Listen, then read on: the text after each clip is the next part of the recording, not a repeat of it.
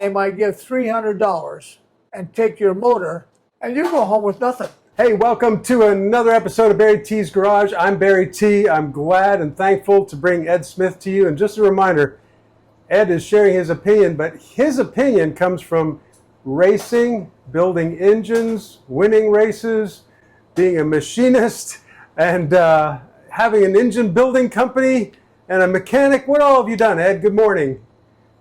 Contracting. Okay. I built my own I built this building. Wow. It took me 3 years. Right on. Oh, hell, but yeah. So you've done so many things. I built some other things, and I like commercial. I hate residential. Okay. And so, yeah, commercial, I love doing that. I have my tractor, I have my skid loader I've had for 25 years, a big skid loader, and Yeah. I still have it. I'll keep that forever. You like getting things done. Yeah, I'll get it done, yeah. Yeah. And stuff. Well, you've built so many engines, and you've played and modified engines, and you back in the days of when hot rodding was going on in the late 50s, the 60s, and then you were winning all that bracket racing in the 70s, and you did dirt track, circle track racing. And so questions come from all different sides. Good. All right, so Larry says they made the hot 3030 GM cam back in the 60s, as far as he remembers. Do you remember that? 30-30 cam? Sure, Yeah. sure. Was that back in the 60s, the GM? Yeah. Okay. 70s. All right. So, Larry, you're right. That's a pretty straightforward question. Ed remembers that. Sure. I guess he just wanted to make sure he was right. I think he remembers it. 30,000. Okay. Play, intake and exhaust both. Okay. And normally you would go somewhere maybe 28, 30, maybe 24, 28. Okay. I would do 24 and 28 real quick. Okay. You like that? Yeah, I like that. So you end up, anytime that you close the valve gap, you're moving the camshaft quicker on the rotation of the crank. Okay. So you move the rotation of the crankshaft, you have to close that gap, that extra 2 thousandths, and that may be several degrees on the crank turn. So it advances the camshaft over the crank, or else retards it if you do the other way around. Okay. So it's easy to get low end power, adjust the valves, or easy to get top end power, adjust the valves. Okay. And people a lot of times don't even know why they adjusted the valves. Okay. The guy said, adjust them this way. Yeah. So each to his own. Mm-hmm. But technically, you should really know that. Yeah. And that's probably one of the more important things on a race car motor. It's where you got the valves adjusted. Interesting. Yeah. We don't talk about that very much. No, we don't. People don't ask questions about it either. No. Interesting. Through a 1.5 rocker or through a 1.6 rocker. Yeah. We're just talking a Chevy V8. Yeah. Well, we have to have some reference point to talk about. Yeah, So that's good. Yeah. This is one of the, I'm on a budget. Sometimes people just have what they have to work with. This is from DePretto. He says, I would love to know Ed's thoughts on making a poor man's 327 from a 350 block and a cast 307 large journal crank. He says, I have the crank and block, so that's why he's thinking about it. All right, okay. So, but I hesitate to build something due to the cast crank being the weak link, especially if I want to rev it up to 7,000 RPM. That's a little much for a cast crank. That's a little much. A little much, yeah. Okay. Other than that, the 350 crank is a cast crank. Is it? Okay. The 442 is a crank, casting number 442 Okay. is a cast crank. It's the same as 305 crank, large journal. Okay. Yeah, we have a guy right now has a 350 motor, and he wants to put a 327 in it and put in a Nova. Okay. He's been my friend for probably 50 years, and just because he has a nice little white Nova here in Phoenix, he puts it in the car shows a lot. And if somebody comes, what kind of motors are there? He says he wants to tell him it's a 327. I see. Yeah. So we're building him a 327 for that reason, Okay. and right. not to race or anything, because he don't want to tell somebody that something is a non-truth. Yeah, he wants to tell the truth. So. You got to tell the truth. Yeah. So that's what we're doing. So now going back to this guy's idea, if he did build like that with a cast crank, what's the limit you think for that kind of a setup? 5,500, $6,000. Okay. Yeah, it'd be fine. Yeah, it'd be fine. Because they did that. Yeah, okay. Back in the day? You can buy a steel crank from Scat or somebody, I think. Yeah. So if you get a steel crank from Scat and it's nicely You can made go and $7 balanced- grand, 7,500 then with the steel crank. Okay. Yeah, balance it up good.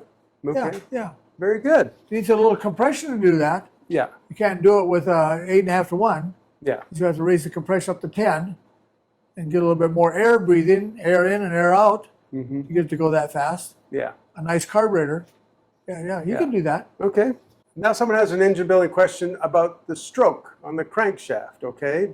Just a general question from Richard. He said, I thought increasing stroke would increase torque, but also perhaps limit the RPM. Is there some calculation relationship between that? Not necessarily. It all coordinates out somehow with balance. As people put longer stroke in for more torque, and just like we like the 350, 383 for a longer stroke, Mm-hmm. and it don't wind up as fast Right. as a 377. Right. The 377 was our option with a 400 bore, a 350 crank, Okay. a 377 could be, and they'll wind up fast. Okay. So it depends on what you want to do. So as a general idea, you're agreeing with him that if you do have a longer stroke, you're probably giving up a little bit of RPM. A little bit of how fast it winds up, How quickly it comes quickly it comes in. Yes, I see. absolutely. Okay. And in there, if you want to do that a little bit, you might put aluminum flywheel on it. You don't see aluminum flywheels very often. Mm. I have a couple here that we use from time to time Okay. for a special reason. Well, aluminum flywheel will rev up really quick. It's like a flex plate on a transmission. There's Okay. no torque converter. Yeah. All right. So that's the way to Okay. kind of make up for that. Make up for it, sure, absolutely, Okay. yeah. All right. So maybe work with that. That's good. Yeah. All right. So the next question is, do you have any old school ideas for a Chevy 307 back in the day? If you didn't, that's what you had. That's what your car was. You didn't have money for a new motor. What would you do with it? Of course, you'd want to bore it out as much as you can to get it up around 310, 312 cubic inches. And you used to, I don't know what it is now, but we used to buy some pistons sometimes, 11, 12 to 1 pistons for 307. Okay. But I think that was in our dirt track cars. I'd have to go back and look at an old, not that it does any good today, look at an old TRW book. And there was some dirt track cars, maybe a Chevelle or whatever class they were in, 310 cubic inch limit. So now you took the 307 and bored it out to 310 and put 12.5 to 1 pistons and ran good. Okay. All right. So it is an answer in there someplace, yeah. Yeah. Okay. Or you're not just stuck with it, but pretty much. Okay. So now James asking about break-in on cams. I'm not sure exactly how he means this, but James is saying, ask Ed if he breaks in roller cams. We do. Okay. I disagree sometimes with people's things about revving, start a motor up right away, and I totally disagree with that. Start a motor up again right away, hold it 3,000 RPMs for 5 minutes. Wow. By that time, the motor could be pretty well junk, and you didn't even know it. Wow. Yeah. Did All that- kinds of noises coming from it. So I disagree with that. Okay. We would start off on our breakups. I would not put water in it. Okay. 'Cause who knows why put water in something? So we set it all up, trying to get the timing exactly where we want it to.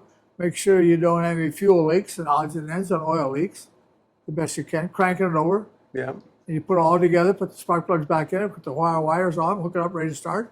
Fire it up right away. Don't mess with it. Make sure the plug wires are in order. Yeah. Fires up right away. And just run it for a few seconds to make sure that everything's okay. Right. You got a big bang in the bottom that's who knows what in the pan. Mm-hmm. Or the crankshaft hitting the side of the oil pan or anything like this. Sure. And then go ahead and rev it up, maybe to 1,500 to $2,000 for a good length of time until the engine warms up. Okay. No water in it. Until it warms up and steam car starts coming out of it. Kind of break it in a little bit, and you're not getting it, you're not burning it up, you're warming it up. Okay. Warm it up, shut it off, and let it cool off. And put water in it, prepare everything else, start it up and run it to 1,500, $2,000 as much as you want to, heat the engine up, whatever else, and that's it. Okay. Let it go back down to idle, see if it listen to it. You might bring it down to idle several times, make sure you don't have any valves loose or valves coming loose or anything loose, and rev it back up again. You know, yeah, don't.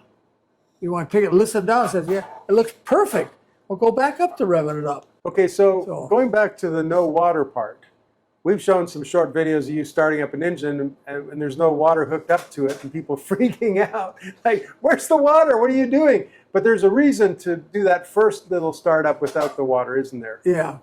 Just to make sure it runs okay. Because let's say you started up and got a big fat water leak.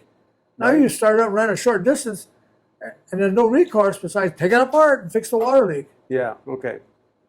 Fitting somewhere, a hose fitting, a heater hose fitting or something. Right. So you're not letting it get to the overheat. You're just you're not doing that. Right. So it's a little bit of common sense there, what you're doing. Okay, good. And I think everybody does. And I don't know of anybody that I know of starts their motor up and holds at 3,000 RPM for 5 minutes at one time. Now we have a question from Patrick, and it's about bearings. Okay. He says, has Ed ever come across an engine where the main bearings were oversized but on the outside? So not on the crank, I guess, but in the block side of it. I don't know if I want to talk about that. Okay. He says, twice in my life, I've come across one time in a Ford car and once in a Ford truck. He says, I believe it happened where the main bearings didn't align at the factory and they line bored the block and put bigger bearings in. That was his theory. It had to be Ford. Ford would be the only one to ever do that. Okay. Yeah. So what is your experience on that? Well, so I took a, not necessarily it's got anything to do with anything. I took a Ford Flathead apart the other day, and it had shim stock from the factory under all the rod bearings and all the mains. Really? Behind every last one of them was an older Ford motor. And nobody in their whole life would do that except Ford Motor Company. Now I had a 35 Ford motor over there, it's junk. Okay. It's rusted so much I can't take it apart. I'm not going to spend time to get it for a motor. But I wanted to take the front main cap off. I took the front main cap off and it had shim stock under it. So I put the back cap back on and threw the bearing away. Now some of our bearings are Fords. We have to be so careful with it. We just had one the other day where the bearing floats in the rod. Oh, is that floating bearing? Floating bearing. Yes. The bearing floats in the connecting rod and also floats on the crank. Yes. Now those bearings you can buy brand new ones, maybe, where they're bigger on the rod, 3/1000ths, and smaller on the crank by 10/1000ths. Okay. So you turn the crank 10 under, and to correct the rod roundness, you can just hone it out 3 more than stock. Okay. I hate that. So nobody knows what you did. Okay. Ever again.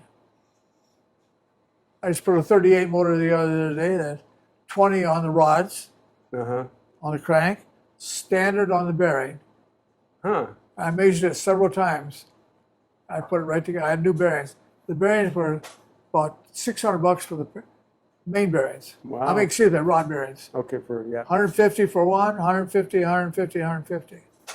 Wow. It was $600 for that set of rod bearings for an original 37, 38 motor. Wow. And now, is this the one where 2 pistons are sharing one bearing? Yes. Okay. Yes. 2 pistons, 2 rods on one bearing. Yes. The bearing's about this wide. Yes. With the flange on it. And the flange keeps them centered. Yeah. What a wild setup. What a wild setup. And okay. I guess at the time that's all they had. Yeah. But they were still, if I remember, I've seen one of these before. They're drilled so that the oil flows through the whole bearing. That's right. Bearing. Yeah, it does. Yeah. Yeah. So, okay. Okay. Well, I good think question. Yeah, Patrick. I don't know if your answer was very good or not, but I hope it enlightens you or something. Well, let's put it this way. Your theory and Patrick's theory seem very similar. Yeah, right. We'll put it that way. Scooty Mopar. I like the name. That's fun. He says, the 377 is a great dirt track engine. I've also built a 348 using a 307, 327 crankshaft in a stock 400 block. standard bore 400. It's a high revving engine. He says, I call it the poor man's NASCAR engine. So he must be very happy with that. Oh, yeah, right. Sounded like he was happy. Yeah, he was happy. So what do you think of the idea of a 307 or 327? Are they the same crankshaft? I can't remember all those casting numbers exactly what, and No, I don't you want can't. to say something when I'm not sure. Yeah, well, I'm sure someone could look it up. So Yeah. we don't know for sure, but it sounds like an interesting way to do it. Yeah, right, yeah. Nothing inside you says, well, that's automatically wrong either, right? No, You don't know that either. Okay. Okay, Tom has a great question here. He said, we had a quarter of the transmission fluid blocked off. This is a racer. And the roll cage with a vacuum solenoid switch. And when you hit your last lap, everybody thought you blew your motor. So, and nobody wanted to buy it or tear it down. So it sounds like he was. Oh, he's on a claimer. Oh, what a guy. He's my friend. Oh, you know who that is? No, but Okay, but he's one of your kind of guys. one of my kind of guys. Yeah, a claimer motor. So we used to have those, and I think there still are. So if you're on the same lap somewhere as the winner on the last lap, then you have a choice to go up and claim the first three's motor. Okay. The first three, first, second, third guy. The first, second, third guy, after the wins, they come in third, they drive up the starting line, shut the motor off. Okay. Do not start it. And the rest of the field that come in, the rest of the field on the last lap, they go up and make sure they're on the thing, and they might give $300 and take your motor. Ouch. You keep the carburetor and the headers, Yeah. but that's about it. And they just pluck that motor I think out. you take. I don't know if you keep the distributor and wires or not. It's something about the flywheel too, because the flywheel is balanced with the motor, Okay. and you go home with nothing. Ouch. One time in 1 year, I think we lost 3 motors. Oh, man. So in the meantime, then you hook this can up with a little plastic line over here and tape it to the frame. You come around the last lap, you pour some oil down this pipe. Okay. It drips on the header Okay. and come off the last lap, and all the way around the thing to the finish line, the smoke's like mad. Smoke going everywhere. Who wants to claim that motor? Right. I think that's what he's talking exactly right. Obviously, that's what he's talking about. Nobody about. wants to claim it. He just blew it up. Yeah. I paid $300 for a blown up motor. Trying to get to the win and pushed it too hard. Yeah, right, yeah. Had a good way of I think somebody describing that. one time had a can of WD-40 too Okay. in the cockpit there somewhere, stuck down by the seat, and he reached over and sprayed WD-40 on the all over the header on the last lap. Yeah. Okay. Wow, that's a pretty high stakes race then. If you could just have a good engine and come in second, and someone gets to claim it. Yeah, or third. Or third, right? And some guys, and then there's a ticket too. It's not that's at all that you can only claim 2 motors a whole year. Oh, okay. You can't just go claim a motor every week. Yeah. Okay. You can only claim 2 a year, and then you're out. Okay. And we knew some guys that come to the race just to claim our motor. Oh, wow. I remember one time, we don't even know it. But anyways, I told the driver, I said, okay, when you're ahead, if you're leading the race, so-and-so's here to claim a motor. We know he is. That's why he's here today. Uh-huh. And he's fast enough to keep up with us, Okay. to be on the last lap. So going on the back stretch, if you're ahead, just go in the infield. So then, Let them all go by. that'll all go by. So sure enough, he went down the back stretch, he's going, everybody's just smooth as ever. And our driver went in the infield, and nobody knows where he went. Oh, you went and go hiding. He went and hid. And sure enough, the guy got claim number 2 motor. And we got harassed for a long time. I thought this race was a 30-lap race, not 29 and a half. That's awesome. So you had to do that once. A lot of shenanigans going on in those races. There's lots of them.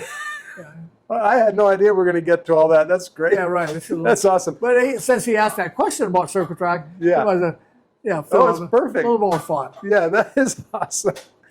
Oh, man. Okay. Same guy has another question. Oh, all right. Separate comment. I just realized it's the same guy. Tom Weldon, he says, yeah, we used to put, he calls it 6 pop-ups and leave the front two stock. And that way, when they did the compression test, it'd be okay. PG check, yeah, compression check, see if you were overboard. Okay. The front two is okay. They never check nothing but front two. That's Yeah.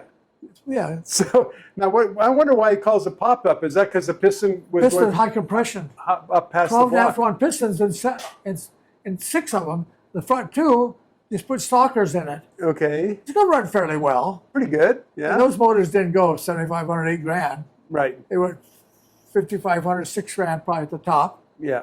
Okay. And they would hold together, nothing big deal.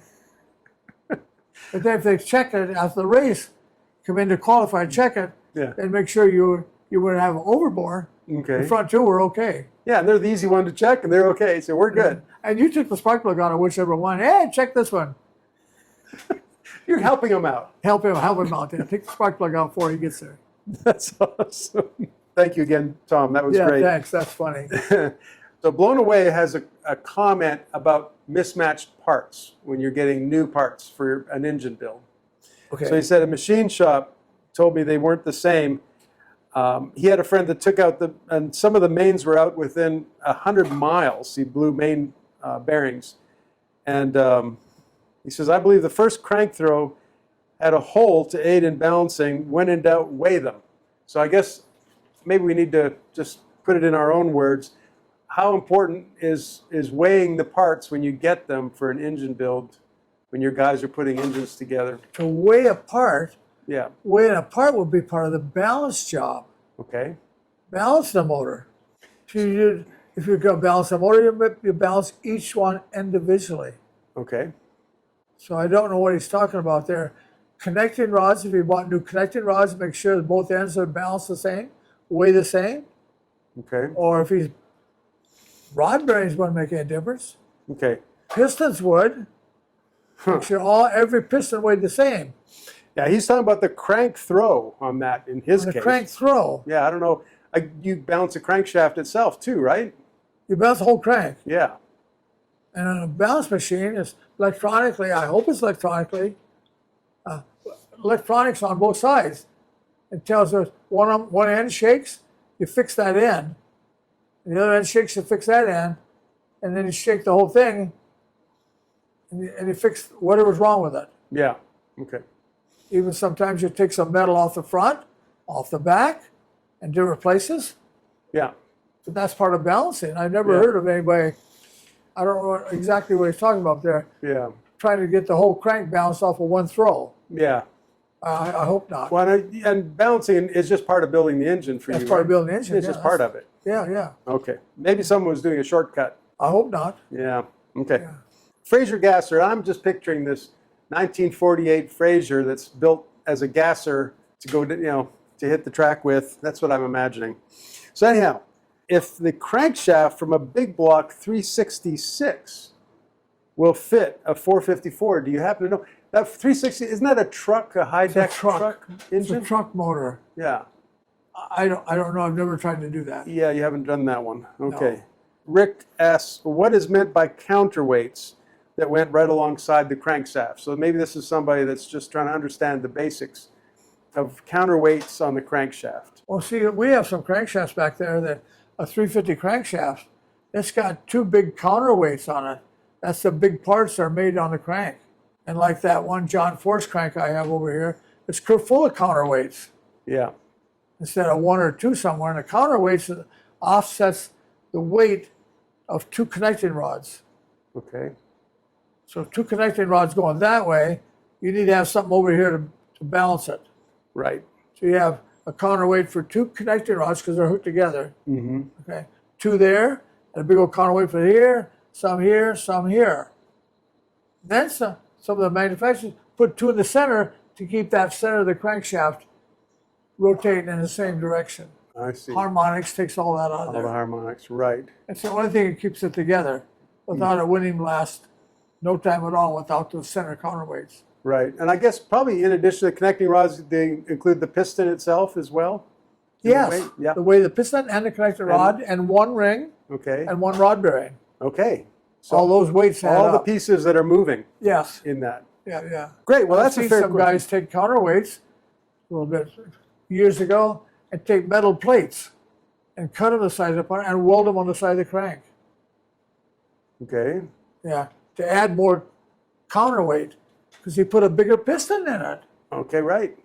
Instead of a small piston, a little cast piston, then he put a great big fat 12.5-to-1 piston with a thick deck on the top of the piston and heavier skirts and stuff. The piston weighed a lot more.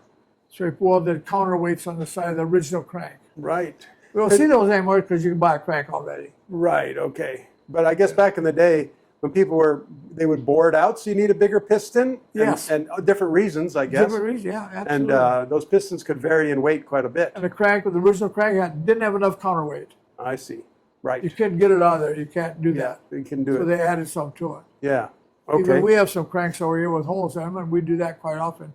Okay. Just drill a hole in it, maybe a 1-inch hole, and press a heavy metal in it. Right. Couple those in the front throw, and that's the same thing as adding the weights in. Right. That's all in the balance job. It's all part of balancing. Yeah. And by the way, there's a video of that we did. I think we have a video about putting. I think Grant was Yes. I think welding so. in and adding weight to one of those crankshafts. You talked about the gear in the distributor and changing the gear. Maybe it was a bronze gear or something. Okay. He says, I'm missing why it matters what gear the distributor has, since the cam drives the distributor, not the other way around. So obviously the distributor is being driven by something else. It's not pushing weight. So why do you still consider what gear you have on a distributor? Depends on what motor it is. Yep. Most American motors, the distributor gear runs the oil pump. Okay. Distributor don't wear out the distributor gear at all. Because it would take a teeny bit of horsepower to turn the distributor. Yes, very little. It's very, very little. But it takes 40 horse to turn an oil pump, supposedly. I don't know if anybody's ever measured it. 50 weight oil, 5,000 RPM, takes 40 horse. That'd take that distributor gear out right in a minute. Right. So in there, we just saw with this hacksaw, saw slots in the distributor to oil that gear more. Right. There's a video on that, how it saw. We did. So the oils the gear twice as much. Yes. You don't necessarily have to put one slot, put two if you want. We Sure. never said that before. It's the first time. It still has very, very little to do with your oil pressure if you put two slots in your distributor. It's going to be just fine. Yeah. Interesting. Okay, So so that's what it's all about. that's the answer. Yeah. Okay. And a stock gear will wear out the cam, and the bronze gear will wear out the bronze gear and not hurt the cam. Right. So the difference is if you hurt the cam, you're taking the engine apart. Yeah, you hurt the whole cam. Okay. You ruined it. And if you take Can't fix it. right, but pulling out a distributor and putting in new gear, that's no Yeah, problem. cheap. Yeah. Okay. You're kind of making a decision which one you want Yeah. to wear out. Okay. Bert says regarding a tapered bore. You know, you've talked about a tapered bore before. A little tricky engine work. How does that work as far as piston skirt wear goes when you've got a little bit of a taper in the bore for a racing application? We usually don't drive our motors long enough to worry about piston wear. Right? We usually don't drive them 100,000 miles. So I don't think I've ever worried about piston skirt wear. Okay. We are worried about it. It's too much. Of course, you can get too much. Yeah. We just want to get it just right. And I think I hope he's talking about our piston wear. So we might bore a motor 4-inch 30 over up at the top and make it 2 or 3 thousandths more at the bottom of the bore. Mm-hmm. So it goes down, you don't get as much ring tension at the bottom when the bore is bigger and it releases the rings tension. Right. There's nothing's going on down at the bottom of the bore besides the piston turn around coming back up. Yeah, all the work's done at the top of Yeah, all of us are doing, mainly 99% was the worst top inch of the bore Yeah, okay. of any kind of wear or what you're concerned with. Yeah. The bottom, if the piston rattles a little bit, it ain't gonna hurt nothing. Okay. And he's supposed to touch the cylinder wall anyways. Sure. It's supposed to have oil in there. Right. Splash from the crankshaft. Right. And again, in a So race, that's a good idea. I mean, it's a good question, yeah, but just kind of common sense that tells yeah. you what's So, going and again, for some of these tips, in case you're wondering, we're talking about racing applications in a lot of these cases. on. Usually we are. Yeah, that's typically it. So you're not worried about 150,000 miles on an engine. It's getting to the end of the race. Yeah, finish the race. Finish the race, yeah. Yeah, that's all we're concerned with. Unless you're coming in second and you want to hit the infield. Yeah, yeah. Now you have to go to work. Okay. Next question is, back in the 70s, they would leave the right four-cylinder stock and overbore the left side as much as they could. They would always inspect the right side because it was easier to get to for inspection. Over the fender. Yeah. Now, okay, let's go with this idea here, maybe. Now you talked about the previous question a while back, doing the front two cylinders and leaving the others. Would it be easier to balance if you had four on one side, one bore versus? Probably easier. Yeah, if you balanced all those four alike and the other four alike. Yeah, that's what I'm wondering It about. probably would. Because your balance weight would be the add of the two on the left and the two on the right. Because that hooks on the crankshaft the same. Sure enough, it'd probably be okay. Yeah, okay. I never heard of anybody doing that. Okay. I've never heard that in my whole life. Does it make you want to go back to racing? Yeah, just for an inspection. Yeah, Just do that work for just to pass inspection. right. And then think you're getting You can't bore a motor out not much more than 60 over. Right. 60 over, you're not going to gain 100 horse. It's going Just to be trying a to small difference. trick the tech guy. Okay, so let's just keep going with this. I got one more question about this. Okay, so if you're doing one We side, can build after we get all done with this, we can build a pretty tricky motor. yeah, because If we don't get caught, yeah. yeah. Well, see, because you know where I'm going next is how do you fix the carburation from one side to the next to adjust for that a little bit? I guess you could with the Wouldn't affect it very much. not much. All right. Well, just as soon as we've been talking about Chevy V8s, we've got a Ford question. Okay. See what you We can don't mind Ford. That's okay, right? Yeah, that's okay. Sure. We can fix them too. Okay, good. Yes, and I see across the way that 5-star engines, they do a lot of blue Ford engines. I've We seen do a them. lot of blue Ford motors. Yeah, that's right. He says, I'd be curious to Ed's thoughts on the Ford small block 331 versus the 347 strokers. I'm assuming those are variations of the 302, is what I guessed. One 289 and the other 302. Oh, it's a 289 and 302. Okay. Yeah, yeah. All right. So what do you think I love the about 348. that? You do? Okay. That's a good motor. Or 347, he says, but they're Yeah, probably yeah. the same thing. I wish it had a little wider rod bearing. Okay. Yeah, a little bit wider rod bearing. And knowing you want a little more clearance on the rod bearing too. On side clearance. Side Of course, clearance. Side clearance. Of Yes. course. I love that. Yeah. Yeah. So you say you love that one. You maybe not so much the 331, the 289 version. Not really the 330. No, that didn't. There's no answer for cubic inches. Right. 348 is almost 350 cubic inches.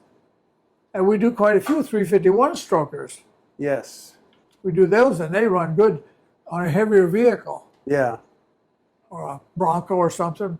He's got all kinds of spare tires stacked on the top and bumper jacks and winches on both ends and, Yeah. and stuff like this. He needs the 351 stroker. Yeah. 406 maybe or 408? Yeah. Yeah. Yeah. Okay. Now I remember now. Okay. Ed, thank you. We're going to wrap it up here. Thank you Okay. for all your questions. Thank you for supporting the channel. And thank you, Ed, for taking your time. Good. And we will. Good questions. Yeah, we had good questions We today. had good questions today. Yeah. Very good. All right. And we'll see you guys on the next one. Hey, thank you guys for supporting the channel. And I know you all love Ed Smith a lot. And he is a character and a great guy. So now we have some hats, shirts, jackets, hoodies available. EdSmithSpeed.shop.